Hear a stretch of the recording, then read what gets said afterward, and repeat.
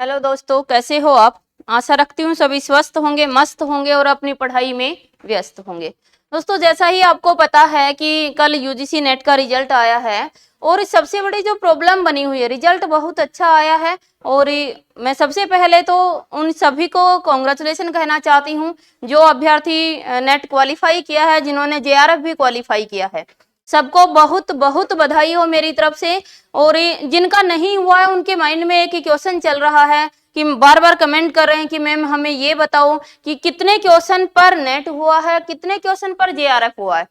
क्योंकि जो आपका रिजल्ट दिया हुआ है वो परसेंटाइल में दिया हुआ है। और दोस्तों, परसेंटाइल को कभी भी आप अपने आधार पर परसेंटेज में परिवर्तित नहीं कर सकते। जब परसेंटेज में परिवर्तित नहीं होता है तो एक समस्या बन जाती कि हमारे कितने क्वेश्चन सही थे, ये नहीं पता चल पाता। देखो, वास्तविक रूप से तो इसको केवल यूजीसी ही बता सकती है या फिर आप आरटीआई लगाकर उनसे पता कर सकते हो। परसेंटाइल निकालने का तरीका क्या होता है, एक बार हम उसको थोड़ा सा देख लें। परसेंटाइल निकालने के लिए सबसे पहले हमें चाहिए कि जो आपकी शिफ्ट थी उस शिफ्ट में आपके समय, जिस समय में आपका पेपर था उसी समय कितने बच्चे उपस्थित हुए, सबसे पहले उनकी उपस्थिति आपको पता होनी चाहिए। उसके बाद ये सब आपके रिजल्ट में ही दिया हुआ है कि कितने लोग जो थे वो उपस्थित हुए थे उस समय, ये आपको मिल जाएगा वहां से। दूसरी बात की, परसेंटाइल निकालने के लिए आपको आवश्यकता होती है कि उनका जो रो स्कोर है वो कितना रहा है, ये भी हमें पता होना चाहिए। रो स्कोर का पता केवल यूजीसी को होता है। रो स्कोर का मतलब होता है, जैसे मैं कहूंगी कि 99 नंबर वाले 99 क्वेश्चन किसी के सही हो 100 में से, सपोज करो, तो कितने बच्चे इससे बिलो थे। यानी उन्होंने एक जो अपना क्राइटेरिया लिया कि इतने, हम मान लेते हैं कि हाईएस्ट नंबर इतने हैं और इससे नीचे कितने बच्चे थे, कितने बच्चे उपस्थित हुए इससे नीचे वाले नंबर लेने वाले, तो वो जरूरी होता है। अब वो हमें नहीं पता, वो तो उनका जो पैमाना है वो यूजीसी ही बता सकती है।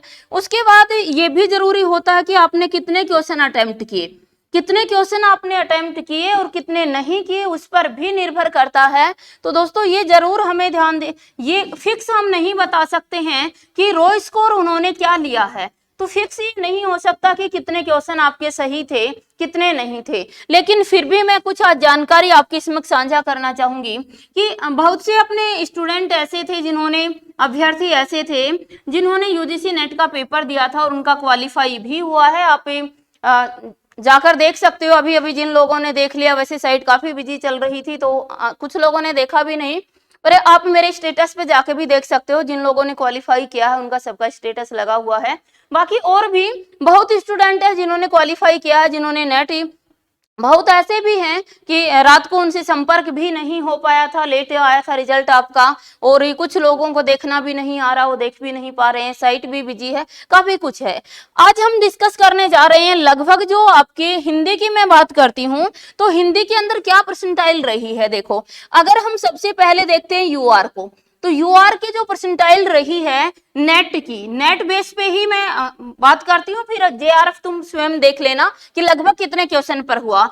नेट की यूआर की जो नेट हुआ है वो 97.18 पर लगभग नेट हुआ है। ये परसेंटाइल है दोस्तों, जो आपको यहाँ पर दिखाई दे रही होगी।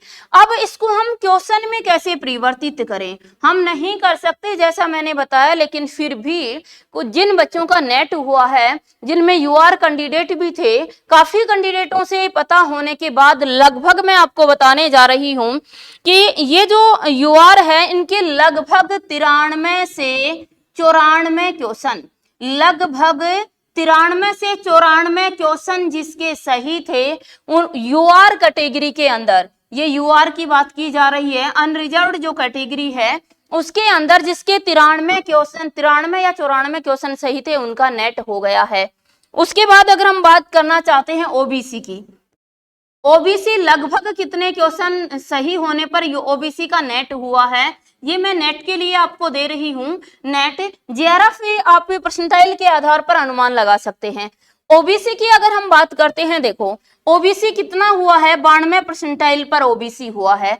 92 परसेंटाइल है आपकी 92.42, तो आपका क्या हुआ है यहाँ पर, ओबीसी वालों का नेट हुआ है। कितने क्वेश्चन सही हुए होंगे, तो लगभग इनके 84 से 85 क्वेश्चन ध्यान देना, लगभग 84 से 85 क्वेश्चन पर आपका क्या हो गया है, नेट हो गया। हो सकता है किसी का 83 पे भी हो गया हो, वो निर्भर करेगा उसके उसके उपस्थिति, उसके जो ये कहें उसी समय कितने क्वेश्चन उसने अटेम्प्ट किए, ये सब निर्भर करेगा। फिर हम देखना चाहते हैं एससी। अगर एससी की हम बात करते हैं तो एससी की परसेंटाइल हमारे पास रही है 84। कितनी रही है, 84। 84 परसेंटाइल जो है 84 पॉइंट कुछ रही है, जैसे 30 84.30 रही है। कितने क्वेश्चन इनके सही हुए होंगे एससी और एसटी, तो एससी हम ले रहे हैं, एससी के लगभग आपके 82 से 83 क्वेश्चन सही हुए हैं, तो आपका क्या हुआ है, नेट हुआ है। उसके बाद एसटी देखते हैं। एसटी की जो परसेंटाइल आपके सामने है वो एसटी की परसेंटाइल है आपकी, एससी की हम देख रहे थे 91 थी, एससी की क्या थी हमारे पास 91 थी। एसटी की कितनी रही है, एसटी की भी क्या रही है 91.52 ही एसटी की रही है। एससी और एसटी की लगभग बराबर रही है। एससी में है 91.52 और एसटी में भी क्या है आपकी 91.52, तो इनका भी वही आपका रहा है। 82 से 83 क्वेश्चन सही हुए हैं, तो आपका नेट हो गया। ये अनुमानतः उन स्टूडेंट से पता किया जिनका नेट हुआ है, उसके आधार पर मैंने कोशिश की आपको कि क्वेश्चन अनुमानतः क्वेश्चन बताऊं कितने क्वेश्चन सही होने पर आपका नेट हो गया है। तो दोस्तों देख लेना आपकी कितने क्वेश्चन बने थे आपके आंसर की में, कितना आप पीछे रह गए हो, और अगर हुआ है आपका तो अवश्य कमेंट करके बताइए कि आपका कितने क्वेश्चन सही थे। आंसर की के अनुसार 1 से 2 क्वेश्चन इधर उधर हो सकते हैं, ज्यादा क्वेश्चन इधर उधर नहीं हुए थे।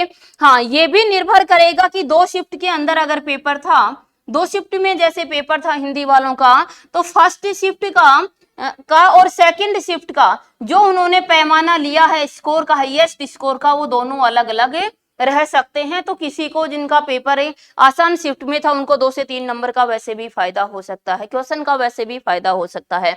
ये था दोस्तों क्वेश्चन के ऊपर। जिनका नहीं हुआ है उनको भी कहना चाहूंगी बहुत अधिक निराश आपको नहीं होना है।